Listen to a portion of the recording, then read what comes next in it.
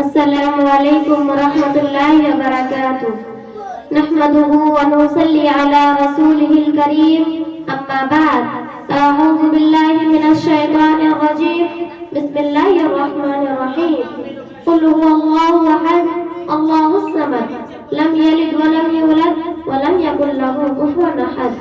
میری پیاری بہنوں، آج کے اس ہفتہ واری انجمن میں میری تقریر کا عنوان ہے طائف کا سفر۔ جب مکہ والوں نے آپ کی بات نہ سنی اور ابو طالب کے بعد حضرت کو اور ستانا شروع کیا تو آپ طائف تشریف لے گئے کہ شاید یہ لوگ اللہ کا پیغام قبول کر لے۔ طائف ایک شہر ہے جو مکہ سے 40 میل کے فاصلے پر پہاڑی کی بلندی پر آباد ہے۔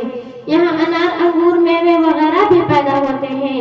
یہاں کے لوگ خوشحال اور مالدار تھے۔ جب حضرت نے یہاں پہنچ کر تبلیغی وعظ فرمایا تو انہوں نے آپ کی بات سننے سے انکار کر دیا، بلکہ اوباشوں اور بدماشوں کو آپ کے پیچھے لگا دیا۔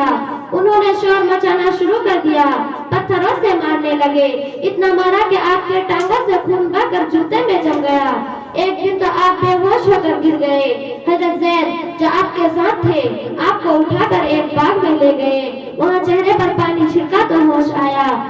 ایک فرشتہ اسی وقت نازل ہوا اور کہا اگر آپ فرمائیں تو طائف والوں کو 2 پہاڑیوں کے بیچ میں رکھ کر پیس دیا جائے، مگر ہمارے حضرت نے کہا نہیں، اگر یہ میری بات نہیں سمجھتے تو نہ سمجھے، مگر مجھے امید ہے کہ ان کی اولاد مسلمان ہوگی۔